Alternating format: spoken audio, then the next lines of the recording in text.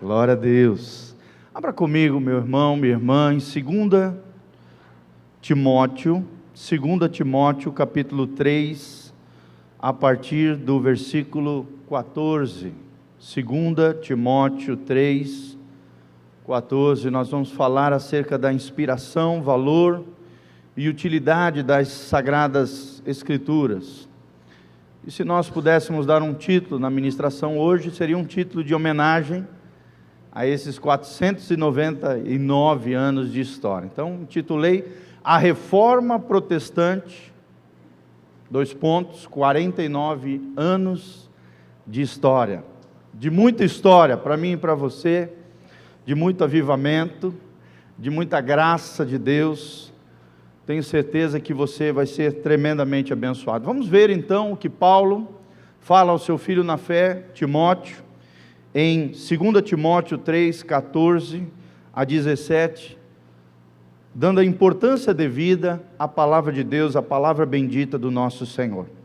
Ele diz o seguinte: Tu, porém, permanece naquilo que aprendestes e de que fostes inteirado, sabendo de quem o aprendeste, e que desde a infância sabes as sagradas letras, que podem tornar-te sábio para a salvação pela fé em Cristo Jesus. Fala comigo, salvação pela fé em Cristo Jesus.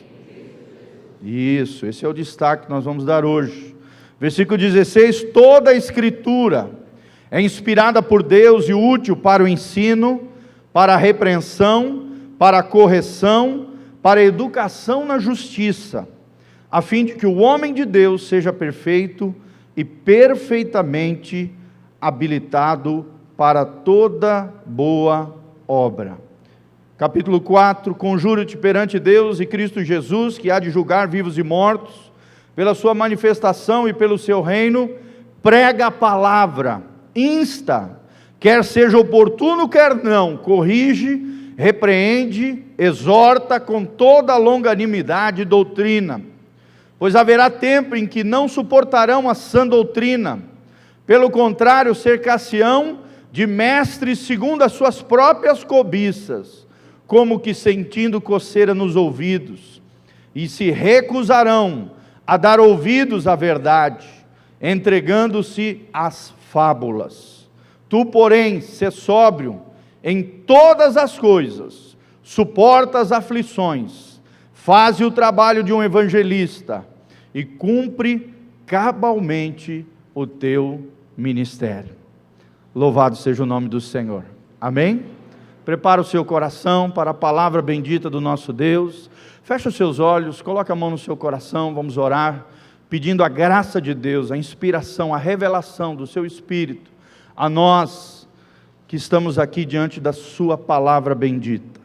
Ó Deus, nós estamos aqui diante da tua palavra poderosa, bendita, maravilhosa, que deve ser exaltada, Pai, e colocada como a coisa mais importante, ó Deus, que nós temos nessa terra. A revelação do teu próprio Filho, Cristo Jesus, o nosso Senhor. A tua palavra é fiel, a tua palavra é bendita, a tua palavra deve ser exaltada no culto, na igreja, Pai, porque ela revela o teu coração. Ela revela qual é o caminho, a porta, Deus, o destino eterno dos teus filhos, que é através de Jesus Cristo, nosso Senhor e Salvador. Que a tua palavra seja glorificada nesta noite. Usa a minha vida, Pai, como um servo nas tuas mãos, como oráculo do Senhor, como um profeta de Deus, para abençoar o teu povo e edificar a tua igreja e lavá-la pela, ó Deus, a água pura da tua palavra. É o que nós te pedimos de todo o coração, em o nome de Jesus. Amém e amém. Toda a Escritura é inspirada por Deus e útil para o ensino, para a pregação, para a correção e para a educação na justiça. Versículo 16 e o 17 são os dois versículos chaves, a fim de que o homem de Deus seja perfeito e perfeitamente habilitado para toda boa obra. Irmão, essa Bíblia que você tem na mão, ou de papel, ou através de um dispositivo eletrônico hoje, essa palavra bendita do Senhor que você tem na mão, querido, é um privilégio que nem todos os seres humanos nessa terra, ou na história da humanidade, tiveram, e você tem essa bênção das Sagradas Escrituras, da Palavra de Deus, da Palavra bendita do nosso Senhor, diante dos seus olhos, diante de você. Mas nem sempre isso foi assim. Na história, nós aprendemos que por muito tempo a Palavra de Deus só existia, ou só estava disponível diante daqueles que eram os líderes religiosos da época. Antes da Reforma Protestante era isso que acontecia. O povo, a plebe, as pessoas comuns não tinham acesso à Palavra de Deus. Elas ouviam aquilo que os líderes religiosos, comandados pelo Império Romano, vocês sabem de que religião nós estamos falando, que dominava todo o Império Ocidental, ali estavam falando quando queriam, e do jeito deles, a Palavra de Deus, para que aí então o povo pudesse entender e conhecer o coração de Deus. Só que infelizmente, querido, essa palavra nem sempre era pura e simples mensagem do Evangelho de Jesus Cristo. O que a Reforma Protestante quis trazer há mais de 500 anos para trás, para os nossos dias? É o retorno às Sagradas Escrituras. É a Palavra de Deus tendo acesso a todas as pessoas que querem buscar o Senhor. Porque não tem como buscar o Senhor, querido, sem a palavra bendita de nosso Senhor Jesus Cristo, Jesus de Nazaré. Amém? Eu vou falar um pouco de alguns personagens importantes da Reforma Protestante, entre eles os pré-reformadores. 2 deles vou destacar. O primeiro deles chamado John Wycliffe, um grande teólogo, filósofo e professor na Inglaterra. Desde o século XIV já foi preparando a sociedade, as pessoas do seu tempo, para que houvesse essa bendita Reforma Protestante. No século XIV ele já falava, já teorizava acerca da separação da igreja, que a igreja deveria apenas se preocupar com os assuntos espirituais, com o cuidado do povo, com o cuidado das almas, com o pastoreamento das famílias, e não se intrometer e se meter na política, nos governos, como era muito comum naquela época.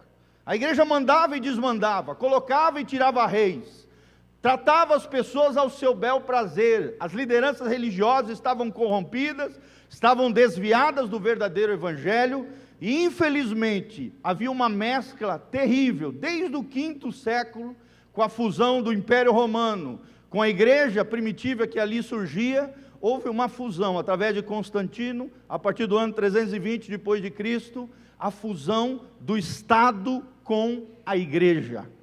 John Wycliffe, esse grande homem da história da igreja, fala sobre isso. A igreja deve se preocupar apenas com assuntos espirituais, e não se intrometer no Estado, ou seja, na política.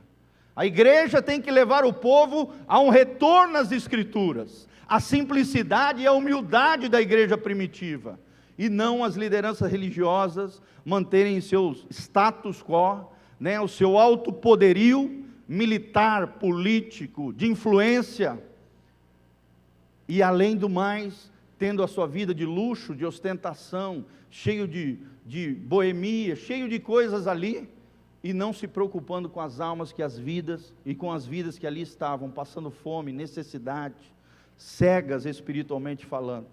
Então esse grande homem, John Wycliffe, foi um homem de Deus, que ali também ajudou na Inglaterra, as primeiras traduções da Bíblia para o inglês, para que o povo, que até então só ouvia através dos mensageiros, entre parentes, as lideranças religiosas da sua época, tivessem acesso à palavra de Deus no idioma deles, no idioma local. E era isso que esse homem pregava, a simplicidade, humildade da igreja, como era na igreja primitiva, versus o luxo e a ostentação que o clero e as lideranças religiosas da época tinham. A separação da igreja do Estado, a igreja se preocupando com assuntos espirituais, e o Estado, os governos, os monarcas da época, se preocupando com o bem comum, com o interesse coletivo, com o interesse público das pessoas, o bem-estar de toda a sociedade. O segundo grande homem, também da história da igreja, pré-reformador, foi um homem que pregava constantemente na região da Hungria, na região da Tchecoslováquia principalmente, chamado John Hus. Rus significando ganso, o pequeno ganso, como ele é conhecido na história da igreja. Ele pregava na língua do povo, né? Ele traduzia a palavra do latim para que as pessoas pudessem ouvir a palavra de Deus. Ele era a favor e lutava para o sacerdócio de todos os crentes, que é uma das grandes bandeiras da reforma protestante.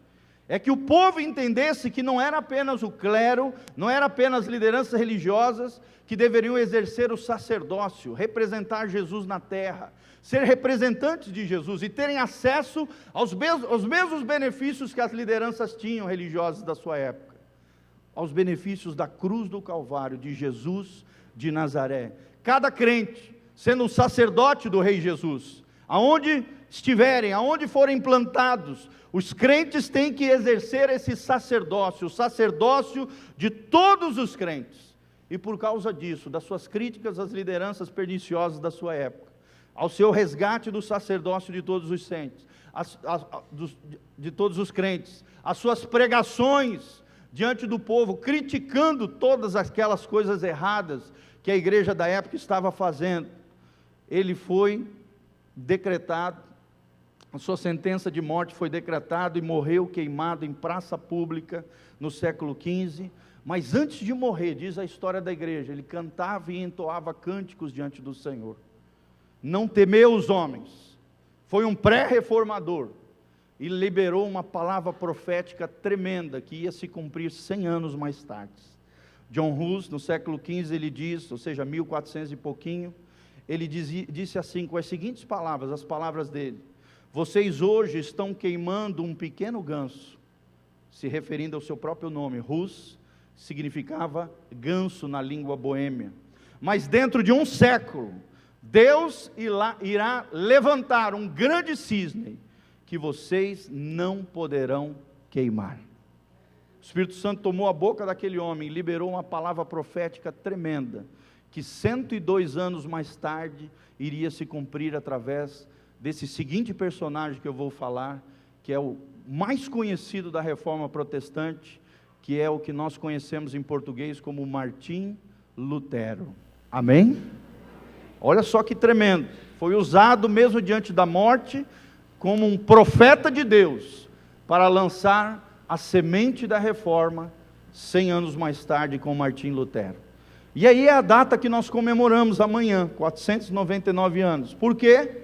Por quê, pastor? Porque no dia 31 de outubro de 1517, este homem, que era filho de camponeses, formado em direito, né? Ele fez o curso de direito, acabou abandonando para querer seguir no sacerdócio, era um monge agostiniano, né? Foi formado em teologia, filosofia, foi professor da Universidade de Wittenberg, ajudou na tradução da Bíblia para o alemão, e com a imprensa recém-criada de Gutenberg ali na Alemanha, propagou essa Bíblia em alemão, na linguagem do povo, para que o povo tivesse acesso à palavra de Deus, querido. Olha que tremendo, o retorno do povo de Deus ao acesso às sagradas escrituras. Ele restaurou os cultos, né, as missas naquela época, como eram chamados, na língua do povo, ou seja, no alemão, já não em latim como era naquele tempo. Imagina só, você tem um culto hoje, nessa noite, pastor Giovanni, pastor, né, Valtenir ou Matias aqui falando tudo em latim, sendo que todos aqui falam em português. Todo mundo ficaria boiando, sim ou não, irmãos? Ninguém entenderia nada. Era assim que as pessoas, os camponeses, a plebe, o povão, estava diante das missas e diante dos cultos. Não existia pregação na língua do povo, e Martim Lutero restaura isso, na língua do povo, restaura a adoração coletiva, né, participativa, ou seja, só os monges cantavam, o povo ficava tudo olhando. Lutero falou, não é assim, temos que restaurar o sacerdócio de todos os crentes têm direito de louvar ao Senhor. E aí então restauram a adoração coletiva, que é tão maravilhosa, que nós acabamos de fazer, não é verdade? Todos cantando, adorando e louvando ao nosso Deus. Foi restaurado através de Martim Lutero. O canto congregacional e o sermão na língua nacional. O retorno às Sagradas Escrituras como fonte máxima de autoridade. No dia 31 de outubro de 1517, esse monge agostiniano fixou nas portas da igreja do castelo de Wittenberg o que a história chama das 95 teses contra os desmandos do papado da época, das lideranças religiosas, dessa religião que comandava todo o mundo ocidental daquela época. Que desmandos eram esses? Qual era a crítica que Martim Lutero fez? Ele fez críticas severas contra as indulgências. Pastor, o que é indulgência? Era a venda do perdão divino mediante a troca com bens materiais. Naquele tempo, querido, o Vaticano construindo ali a Capela de São Pedro, né? A Basílica de São Pedro, a Capela Sistina, todo aquele lugar, né, esplendoroso que tem lá no Vaticano, mas que foi construído com o ouro dos camponeses, das aldeias, lesados por companhias, né, com Tetzel, diz a história, que entrava dentro das aldeias, faziam teatros mirabolantes, assustando as pessoas e dizendo a eles que se eles não dessem recursos, ouro, dinheiro, riquezas, para ali o papado, para construir o Vaticano, a alma dos seus parentes e dos seus familiares não iam para o céu, iam ficar num lugar que eles chamavam de purgatório, para se purificarem, e que se eles dessem recursos e dinheiro, o perdão divino seria oferecido aos seus entes queridos.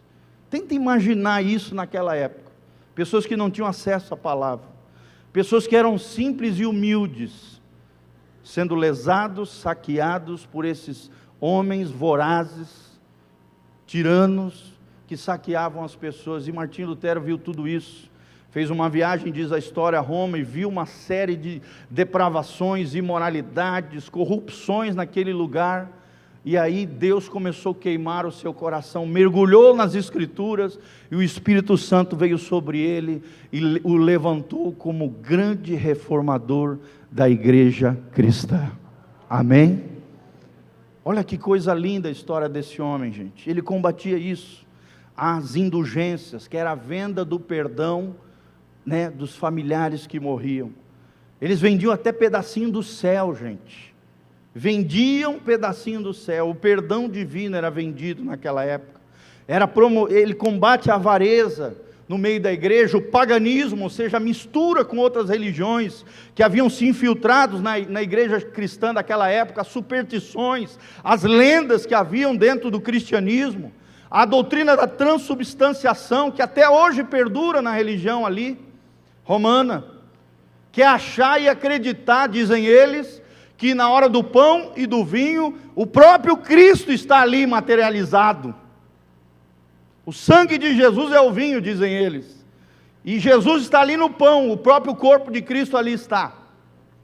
Diferente de nós, os protestantes, que cremos que esses elementos são elementos simbólicos apenas, que nos fazem trazer à memória o sacrifício substitutivo, vicário no nosso lugar, de Jesus de Nazaré. Amém? Quando estamos participando, não é Jesus que está ali, não, a realidade espiritual está ali, simbolicamente, através dos dois elementos, do pão e do vinho. Amém? É um ato de fé, é um ato de trazer à memória o sacrifício de Jesus de Nazaré, é reafirmarmos a nossa aliança e o nosso compromisso com Deus, trazendo à memória, trazendo à nossa mente, tudo aquilo que Jesus fez na cruz de Cristo, no nosso lugar. Amém? Então Martim Lutero combateu isso, essa doutrina da transubstanciação, a oração que se fazia aos mortos, e até hoje se faz, por exemplo, a missa do sétimo dia, orar pela pessoa que já morreu, querido, isso é errado, não tem base bíblica isso. E naquela época se fazia isso, acender velas, orar pelos mortos. Isso é errado do ponto de vista da Bíblia. Se chama na Bíblia, você pode ler lá em Deuteronômio 18, a partir do versículo 9, se chama necromancia. É tentar contato, é tentar invocar ou clamar ou orar a favor daqueles que já morreram. Isso é contrário às Escrituras. Deus condena esse tipo de prática, e Martim Lutero combate isso também, além dessa invenção, dessa doutrina humana, criada a partir do século 10 e 11, para construir o Vaticano, essa doutrina criada por homens, a doutrina do purgatório. Pastor, mas o que é esse tal de purgatório? Purgatório significa purificar as almas, purgar, purificar as almas daqueles que já morreram, num lugar que eles chamam e dizem que existe como um lugar intermediário entre o céu e o inferno. Amados, nós não cremos nisso, amém? A Bíblia diz que o homem está ordenado morrer uma só vez, e logo após isso vem a morte, o juízo final. Mediante a morte vem o juízo diante de Deus, e o seu destino eterno já está selado diante do Senhor. Ou é o céu, ou é o inferno. Só existe dois destinos eternos. Não existe esse papo furado de purgatório. E é isso que Martim Lutero falou, criticou e lutou contra isso nas suas 95 teses pregadas na igreja do castelo de Wittenberg, na Alemanha, nos dias de hoje. E aí então, querido, ele tentou, na verdade, a princípio Lutero não queria sair da igreja católica, ele queria apenas reformá-la, criticá-la para que o Papa, as lideranças da época mudassem as suas práticas erradas.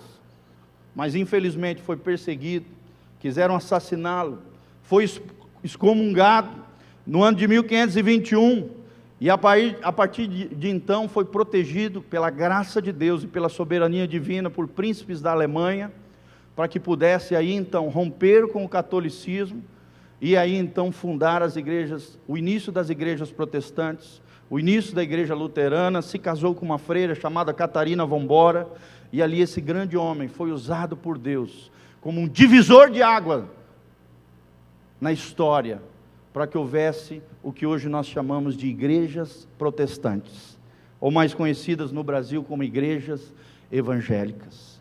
Amém? Você é fruto do trabalho de um homem que se levantou contra todo o império dominante daquela época, teve a coragem e a ousadia dada por Deus para se levantar e criticar os desmandos e todas essas aberrações que haviam naquele tempo, naquela época.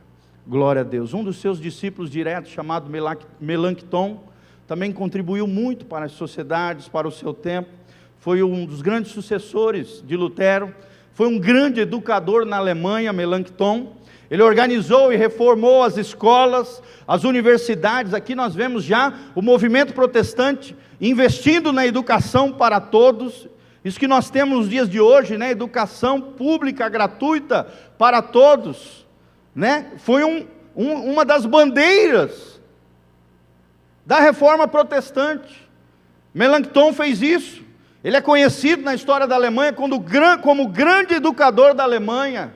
Organizou, reformou escolas, universidades, fez experiências pedagógicas por mais de 10 anos, contribuiu com muitos escritos teológicos, comentários da Bíblia, contribuiu nas áreas de psicologia, com a obra De Anima. Na área da física, ele escreveu um excelente tratado sobre o sistema solar, proposto depois por Copérnico, o grande cientista Copérnico, e também usado pelos cientistas posteriores a ele.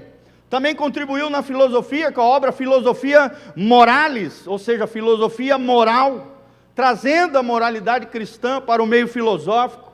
Então foi um grande sucessor de Lutero, que contribuiu em muito para a expansão da reforma protestante, e a influência na sociedade ocidental do seu tempo.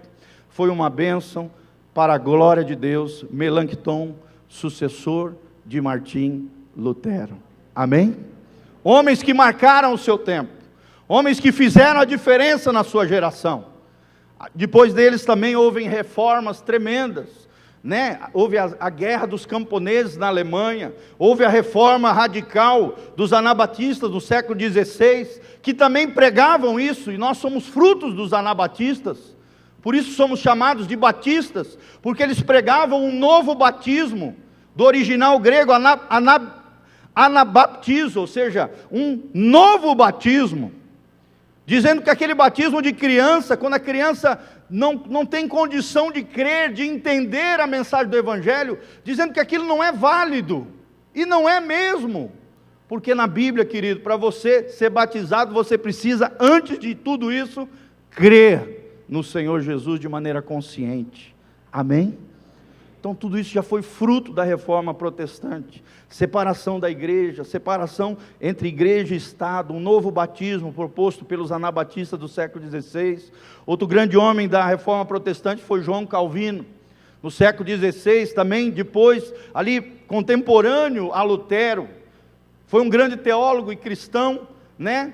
Ali na França, através da sua influência se levantou muitos protestantes na França, o que na história são chamados de huguenotes, que foram de maneira horrenda por um rei francês, perseguidos, martirizados, no que a história chama da Noite de São Bartolomeu, onde milhares e milhares de famílias e pessoas foram martirizadas pelos exércitos do rei francês, ao mando para agradar o Papa e o clero da sua época. Todos esses anabatistas foram influenciados por João Calvino. Ele que escreveu uma das maiores obras da igreja reformada, conhecida como as Institutas da Religião Cristã, que é a base das igrejas reformadas até hoje, gente. Foi o pai do calvinismo, exerceu influência na França, como eu já falei, nos huguenotes, na África também, nos conhecidos como afrikaners, ou seja, os protestantes da África. Exerceu influência na Suíça, em Genebra, na Inglaterra, até hoje tem monumentos tremendos em Genebra, a esse grande homem reformador, João Calvino. A Inglaterra também exerceu influência tremenda no meio dos puritanos, que eram aqueles que, a partir dali do surgimento da igreja anglicana na Inglaterra, perceberam que a igreja começou a perder também a essência da igreja primitiva, a essência do evangelho puro e simples de Jesus de Nazaré. Aí Deus levanta um movimento chamado Movimento Puritano, querendo buscar a pureza e a essência do evangelho puro e simples de Jesus Cristo. João Calvino foi esse homem que influenciou a Escócia, de John Knox, Países Baixos, como a Holanda, a Hungria, a Polônia, Nova Inglaterra, até os Estados Unidos. As igrejas presbiterianas, as igrejas congregacionais, as igrejas batistas, as igrejas anglicanas, as metodistas, todas essas igrejas foram influenciadas por esse grande homem, chamado João Calvino, no século XVI.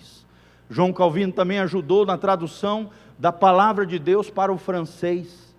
Foi um dos grandes homens que fizeram a revisão da tradução da Bíblia para o francês em 1546. Ele criticava a vida nos mosteiros, que eram aqueles locais isolados onde ficavam os líderes religiosos da sua época. Ele dizia que esses mosteiros pareciam bordéis. Criticava os rituais da missa, que continham idolatria e adoração aos santos e imagens. Em 1540 ele vai para a cidade de Genebra e organiza a igreja, já nos moldes que nós temos hoje, querido, porque até então não era assim. Ele organiza a igreja com pastores, com doutores, com anciãos e com diáconos. Pastores responsáveis do pastoreamento do rebanho, doutores responsáveis do ensino da igreja, os anciãos responsáveis pelo governo eclesiástico e os diáconos para o serviço aos santos. Amém? Olha só que tremendo, no século XVI isso já surgiu através desses homens corajosos, bravos, que Deus levanta naquela época para a reforma protestante. Ele investe piedosamente na pedagogia, no ensino, funda escolas, funda hospitais, e foi um grande revolucionário na cidade de Genebra, uma das cidades mais ricas hoje do mundo, gente. A reforma protestante trouxe prosperidade e bênção para toda a Europa. Estados Unidos também é fruto disso.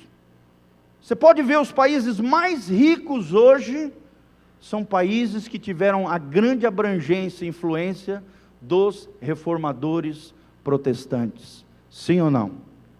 Você pode ver, do G10, 7 ou 8 países têm como base a reforma protestante, ou a influência protestante nas suas nações. Investimento em pedagogia, fundação de escolas, de hospitais, são os países que têm o melhor índice de desenvolvimento humano do planeta Terra.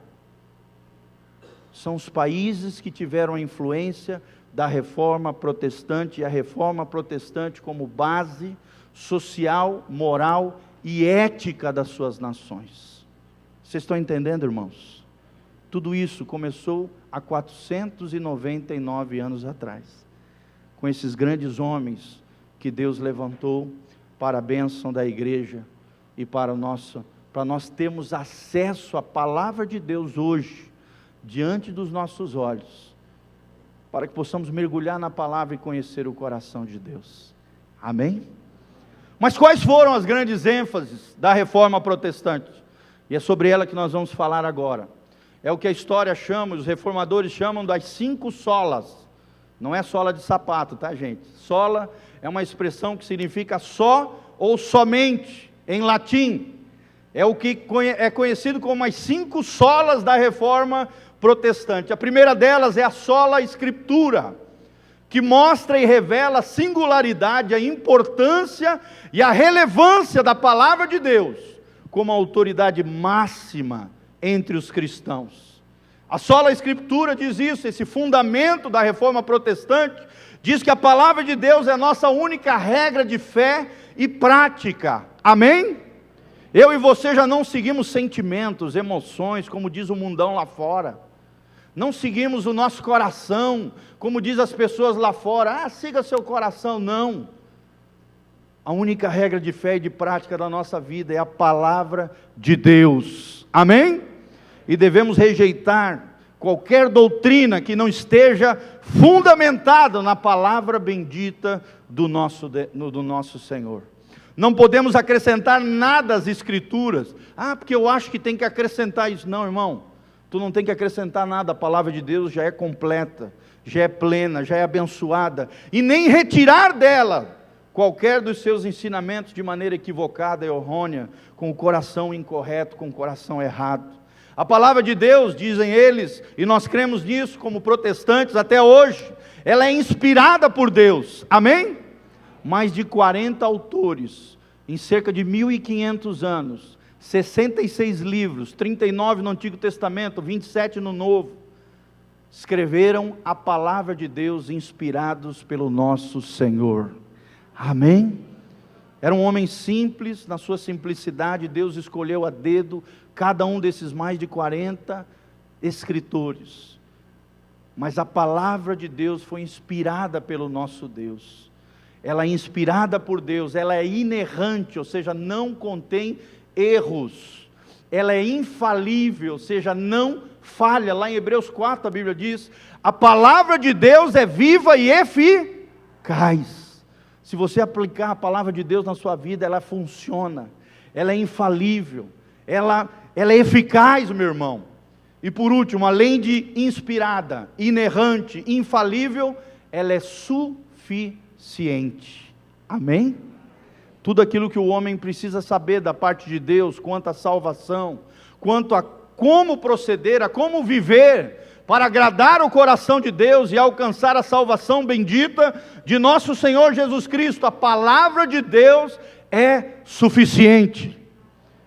É o nosso recurso exclusivo, maior, suficiente e bendito. A origem da palavra de Deus não é humana, mas divina. Começou no coração de Deus.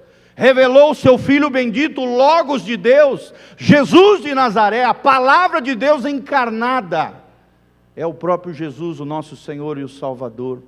É inerrante quanto ao seu conteúdo, ela é infalível quanto às suas profecias. Lá em Mateus 24, a Bíblia diz: passarão os céus e a terra, mas a minha palavra, diz o Senhor, jamais passará. Amém? A palavra de Deus, as profecias que ainda não se cumpriram, meu irmão, quer você creia ou não, irão se cumprir, porque Deus é fiel. A palavra de Deus é infalível quanto às suas profecias, é suficiente quanto ao seu propósito. E qual é o propósito da palavra de Deus, da sola Escritura? Salvar a humanidade que outrora estava perdida por seus pecados, por suas iniquidades. Através de quem? Através de Jesus de Nazaré. Irmão, não precisamos e nem podemos acrescentar as nossas experiências, nem as tradições da igreja, à palavra de Deus. Era o problema da época. A tradição da igreja, a palavra do Papa, a palavra dos líderes religiosos, tinha uma autoridade igual ou maior do que as Escrituras sagradas. E aí o povo não tinha acesso à palavra, ia lá e fazia o que mandavam. Eram lesados, eram enganados por esses líderes corrompidos, porque o povo não tinha acesso à palavra de Deus. Amém? Querido, você não quer ser enganado? Você não quer ser lesado quanto à tua fé, quanto à tua espiritualidade, quanto à tua vida em Deus? Irmão, conheça a palavra de Deus. Mergulhe na palavra de Deus diariamente, para que aí então nenhum homem inescrupuloso, com motivações escusas, com desejos sujos, venha usar a palavra de Deus de maneira indevida, lesando o seu coração e a sua história. Nós precisamos entender que não são as nossas experiências que legitimam as Escrituras, mas elas é que julgam as nossas experiências. A sua experiência, a minha experiência, não pode estar acima da palavra de Deus. Amém? Precisam ser filtradas pela palavra de Deus. Como Paulo fala aqui em 2 Timóteo 3, 16, 17, toda a Escritura é divinamente inspirada, é proveitosa para ensinar, para redarguir, ou seja, para puxar a orelha nossa, para corrigir e para instruir em justiça, a fim de que o homem de Deus seja perfeito e perfeitamente instruído em toda boa obra. Amém? Segundo o fundamento da reforma protestante, é a sola fide, ou seja, somente a fé.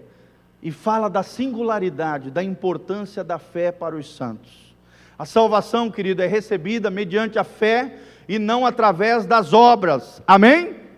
As obras autenticam a tua espiritualidade, a tua vida com Deus, mas não é ela a causa, não é ela que te faz digno da salvação, não, é a sua fé em Cristo Jesus, é por meio da fé, e não através das obras que nós somos salvos.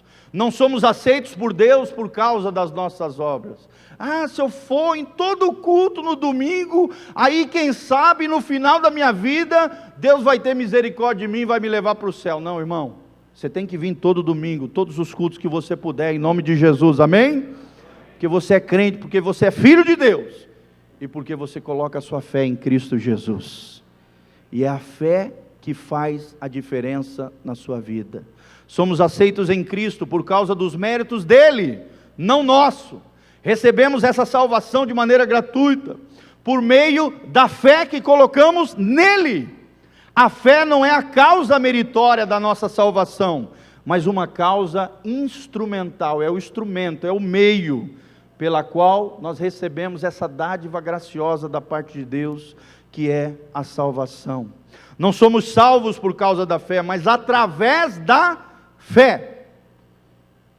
A causa meritória da salvação, ou seja, o mérito, é totalmente de Jesus, é o sacrifício substitutivo de Cristo. Esse é o mérito, e o mérito é todo de Deus, enquanto a fé se apropria dos benefícios desses sacrifícios, da cruz de Jesus. Amém? Vamos trazer para a nossa linguagem. A salvação você tem por causa de Jesus, por causa da cruz de Cristo. A libertação, que é um benefício, você tem por causa dos méritos de Cristo, na cruz do Calvário. A libertação, a cura, o perdão, tudo isso são benefícios desse sacrifício bendito, que é a causa meritória da nossa salvação. Amém? A fé é como se fosse uma mão estendida de um mendigo, de uma pessoa pobre, cego e nu, como diz a palavra de Deus, para receber o presente do Rei dos Reis, que é Jesus de Nazaré. Amém? Você estende as mãos pela fé e recebe a graça, o presente de Deus, que é a salvação, pelos méritos de Jesus de Nazaré. A fé é a mão estendida de um mendigo para receber o presente do Rei. E nós queremos destacar aqui, irmão, que a fé salvadora é também um dom de Deus.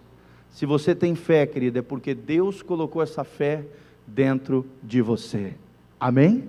Está lá em Efésios 2, Versículos 8 e 9, a Bíblia diz: pela graça sois salvos, mediante a fé, e isso não vem de vós, é dom de Deus, não é por obras, para que ninguém se glorie diante de Deus.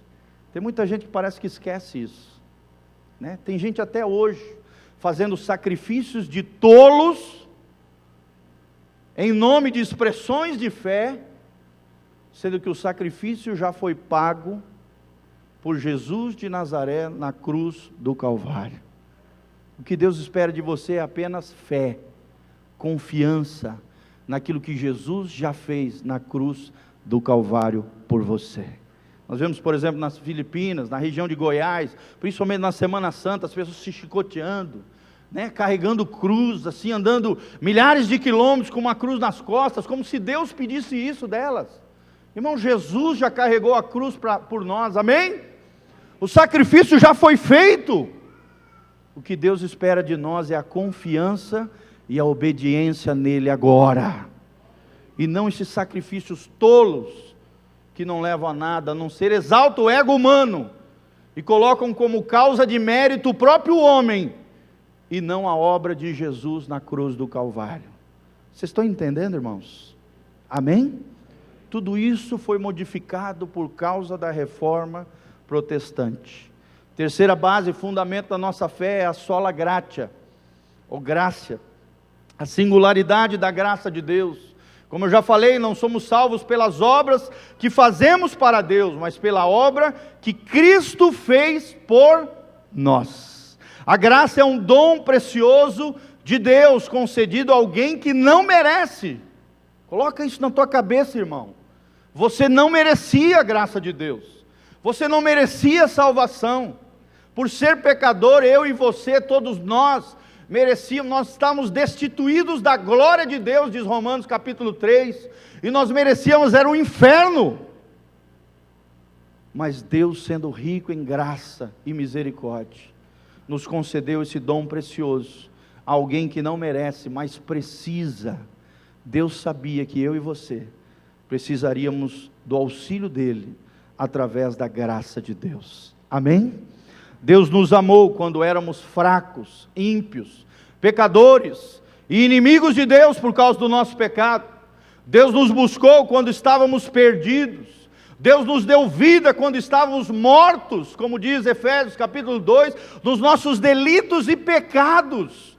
Estávamos separados de Deus, mortos, éramos filhos da desobediência, diz a palavra de Deus em Efésios 2. Mas Deus nos buscou quando estávamos perdidos. Deus nos deu vida quando estávamos mortos. Deus nos atraiu para Ele quando todas as nossas inclinações da nossa carne, da nossa natureza pecaminosa, se tornavam inimizades contra Ele. E o seu amor foi incompreensível, pois sendo nós filhos da ira, Ele nos amou infinitamente e nos enviou o seu único Filho, Cristo Jesus, para morrer no nosso lugar. Amém? Qual é o versículo mais importante da Bíblia? João 3,16. Porque Deus amou o mundo de tal maneira que deu o seu único Filho, para que todo aquele que nele crê não pereça, mas tenha a vida eterna. Glória a Deus por esse versículo bendito. Amém, querido? Será que você pode levantar as mãos para os céus, agradecer a Deus e falar: só a tua graça, Senhor, só a tua bendita graça sobre a minha vida é o que faz a diferença quanto à salvação, irmãos. Ele nos adotou como filhos benditos, nos recebeu em sua família eterna, nos constituiu filhos do seu amor, e isso é graça bendita, é maravilhosa a graça de Deus para você e para mim. Aleluia! Glória a Deus! Sua maravilhosa graça, a graça de Deus foi estendida a mim e a você. O quarto fundamento da reforma protestante é a solos Christus, a singularidade da pessoa bendita de Jesus de Nazaré. O nosso Cristo, o nosso Messias Hamashia, o Messias de Deus, o ungido de Deus, aquele que, tremendo, que é a porta do céu, aquele que é o caminho que nos leva ao Pai. O mundo aí fora diz que as religiões, né? Existem muitos caminhos que levam a Deus, mas a Bíblia Sagrada não diz isso não, irmão. A Bíblia Sagrada diz que Ele, Jesus de Nazaré, é a porta do céu, que o seu caminho é estreito e difícil, mas conduz à vida eterna, enquanto o caminho do mundo é largo e fácil, mas conduz à perdição. A Bíblia diz que Jesus disse: eu sou o caminho, a verdade e a... Está tudo no singular. Jesus não disse: eu sou um dos caminhos, uma das verdades, uma das vidas. Não, Jesus usou o singular. Eu sou o caminho, a verdade e a vida.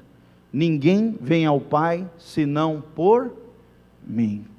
1 Timóteo 2,5, a Bíblia diz: porque há um só Deus e um só mediador entre Deus e os homens, Jesus Cristo, homem. Aleluia! Nós não precisamos ir à mãe dele para ela interceder por nós, nem a nenhum dos santos, por mais santo que foi a sua vida nessa terra, irmão.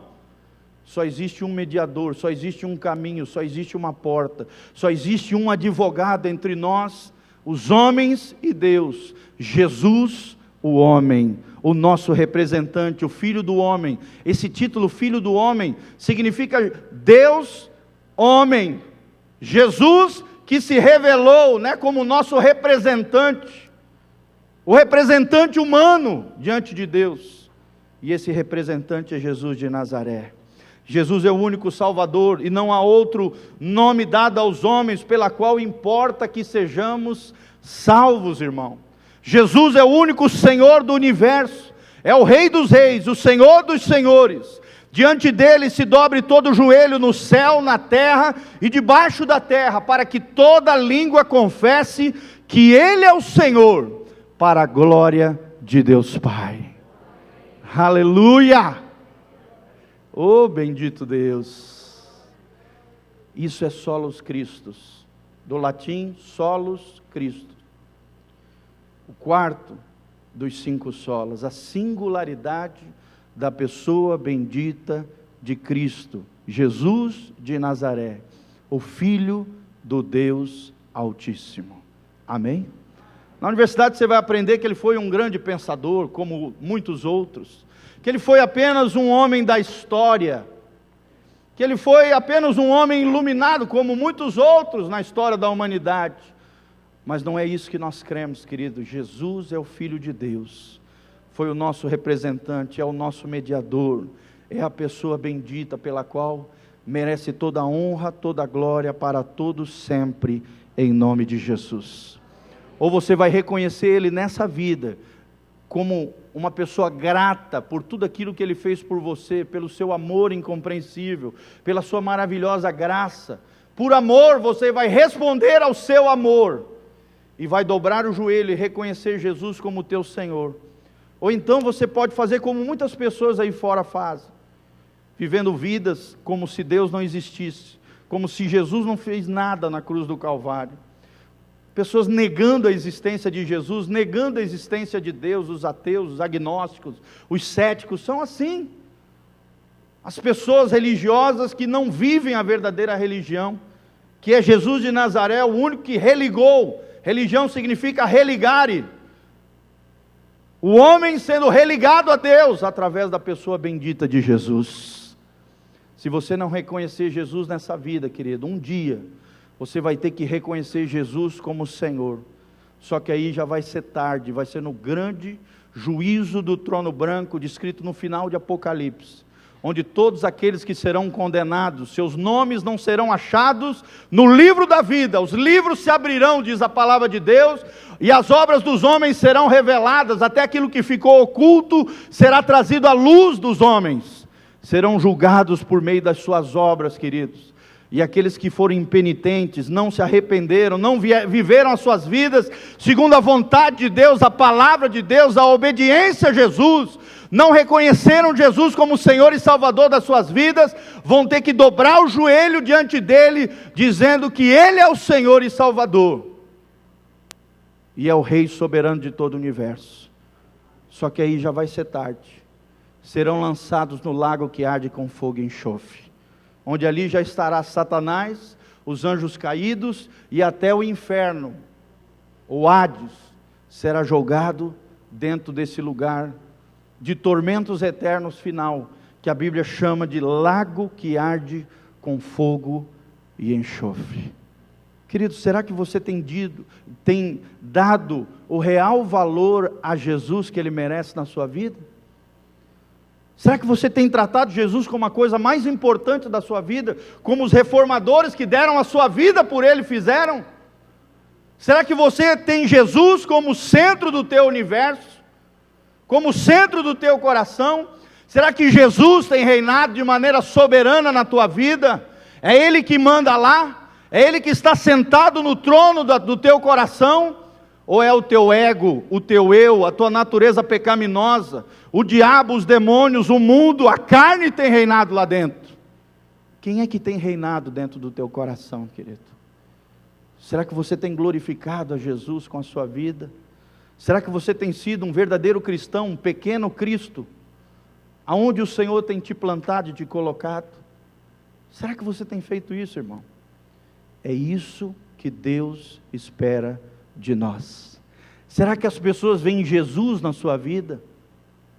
Quando você está vindo, as pessoas dizem: não, lá vem um Jesusinho aí, lá vem um representante de Jesus, lá vem alguém alinhado com o céu, lá vem alguém que ora e as coisas acontecem, lá vem alguém que conhece a palavra de Jesus, lá vem alguém que conhece Jesus porque tem intimidade através da oração, do jejum e da adoração com Ele. Será que é assim que as pessoas nos veem lá fora, queridos? Solos Cristo é o quarto fundamento da reforma protestante. E o quinto e último fundamento, já estou terminando, é a singularidade de Deus Pai.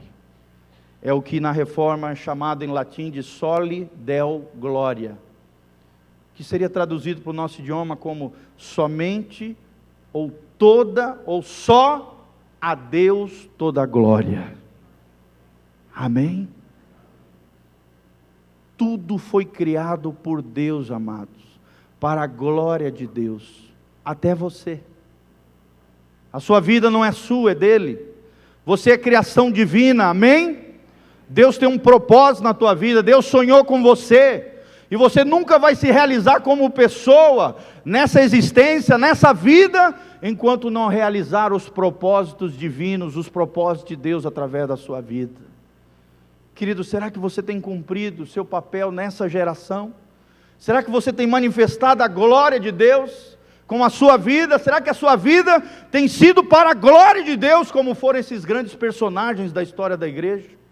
Martim Lutero, John Wycliffe, John Hus, Melanchthon, João Calvino e dezenas de outros que comporam a história da igreja.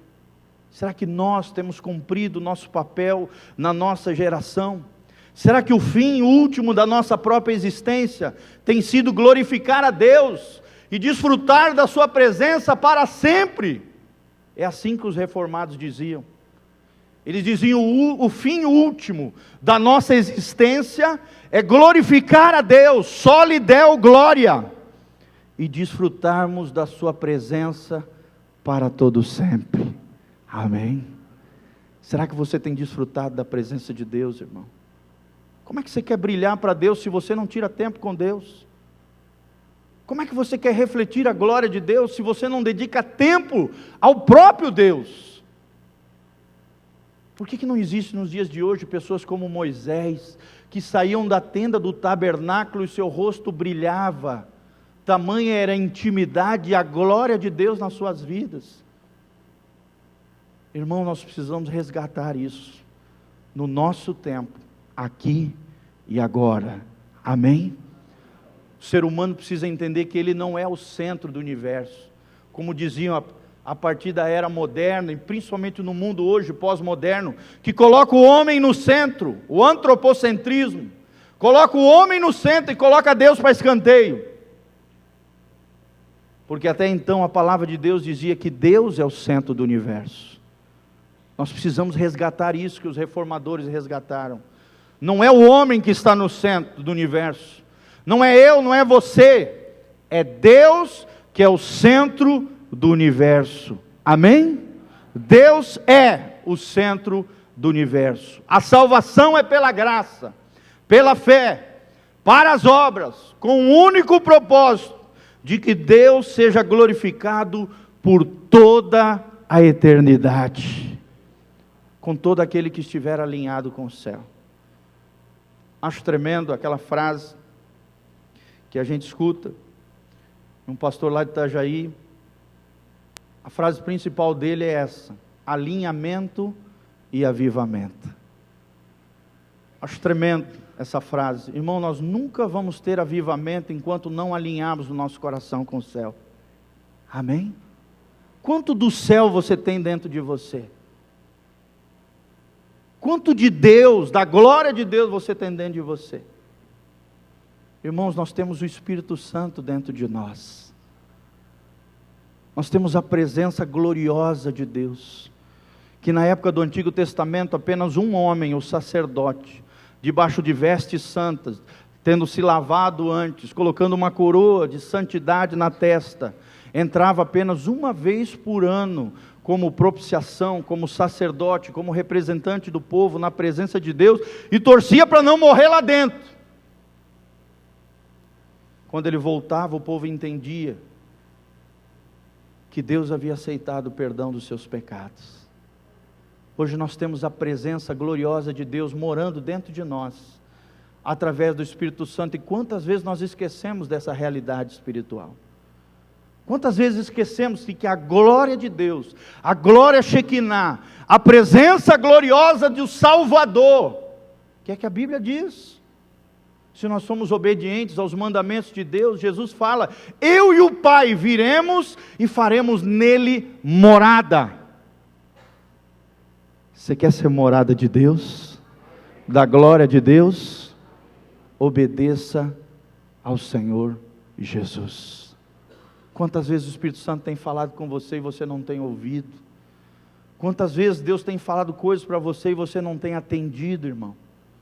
A glória de Deus quer brilhar de dentro para fora de você. Soli Deo Glória. Como disse o apóstolo Paulo, para terminarmos, porque dele e por meio dele e para ele são todas as coisas. A Deus, portanto, seja a honra, glória e louvor, agora e pelos séculos eternos. Amém. Glória a Deus. E queria terminar esses 5 solas. Quais são eles? Sola Escritura, sola fide, Escritura, palavra de Deus. Sola fide, sola fé, né? Somente a fé. Sola gratia, somente a graça de Deus. Solus Christus, somente Cristo é o mediador entre Deus e os homens. E soli Deo Glória, só a Deus toda a glória. E gostaria de terminar com as palavras de Paulo, em Filipenses 2, de 5 a 11, é o desafio de Deus para mim e para você. Abra a palavra de Deus, Filipenses 2, de 5 a 11, é o trecho que Deus colocou no meu coração para encerrar essa ministração. Filipenses 2, de 5 a 11, é a famosa kenosis de Jesus. É o que na teologia é chamado de kenosis, ou seja, o auto-esvaziamento do Messias. Do Deus homem que se auto-esvaziou para habitar como homem e ser o nosso representante nessa terra. Morrer na cruz do Calvário, mas pela graça e o poder de Deus ressuscitar dentre os mortos. Amém?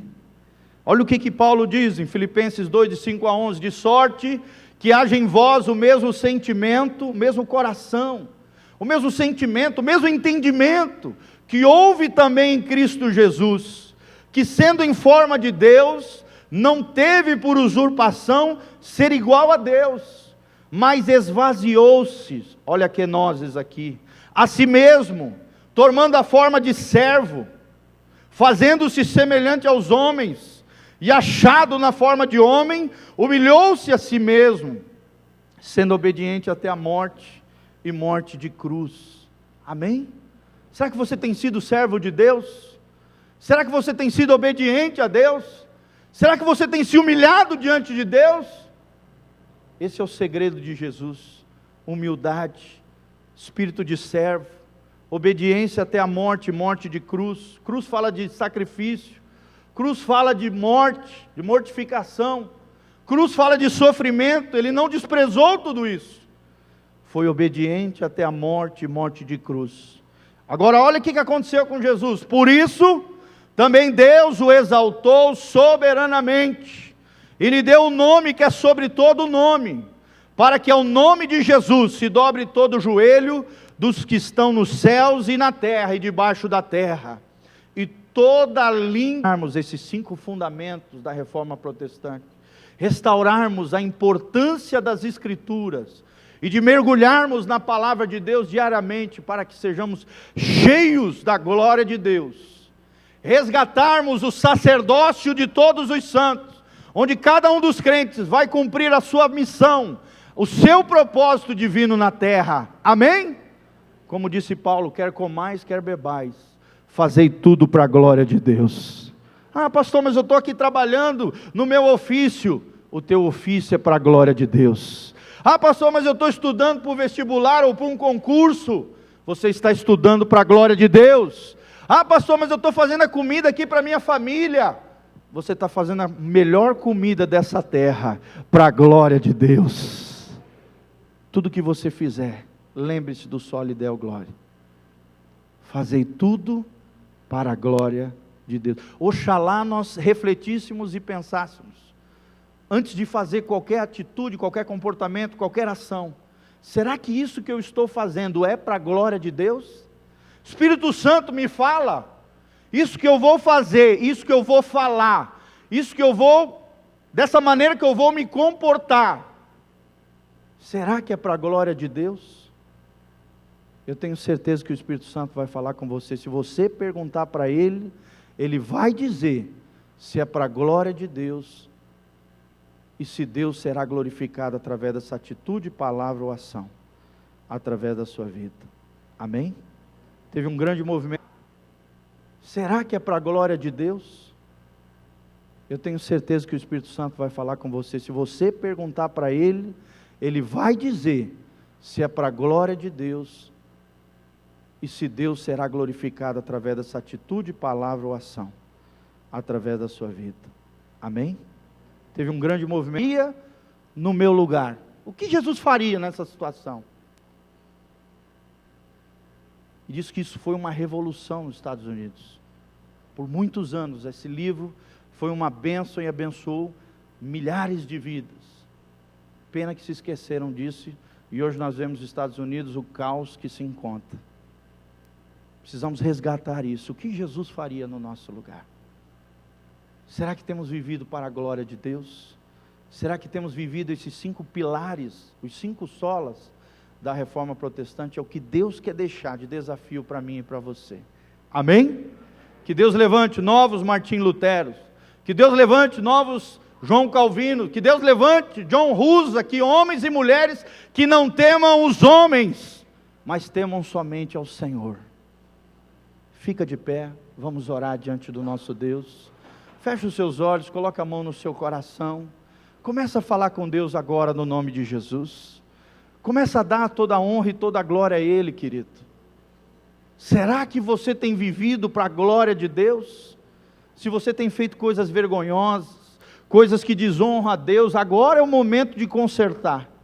Agora é o momento de se arrepender das besteiras que você fez, das palavras horrendas que você falou, das atitudes que não manifestaram a glória de Deus, mas desonraram o testemunho cristão. Agora é a hora do conserto. Jesus está aqui para derramar graça e perdão sobre a tua vida. Começa a orar, começa a falar com Ele no nome de Jesus. Senhor, nós estamos aqui, ó Deus, como teu povo, e aprendemos, ó Deus, essas histórias maravilhosas desses homens de fé. Como diz o livro de Hebreus, as testemunhas que nos aguardam lá na glória. A grande nuvem de testemunhas que nos aguardam lá na glória. homens que foram cerrados, martirizados, queimados vivos, sofreram coisas terríveis para que hoje nós tivéssemos acesso à palavra bendita do nosso Senhor. Senhor, nos perdoa, porque muitas vezes temos gastado tempo com tanta coisa, menos com aquilo que é mais importante, que é a Tua presença, que é a Tua palavra, Senhor. Temos lido tanta baboseira, mas não temos lido a palavra bendita do nosso Deus, que foi preservada com suor, sangue e lágrimas, pela história da igreja do Senhor Jesus.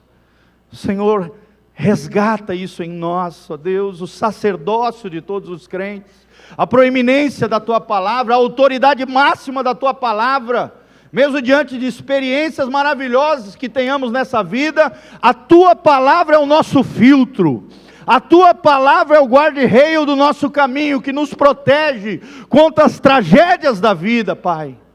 Senhor, ajuda-nos a ouvir a Tua palavra, a mergulhar na Tua palavra, a meditarmos na Tua palavra, a ouvirmos a Tua doce voz falando ao nosso coração.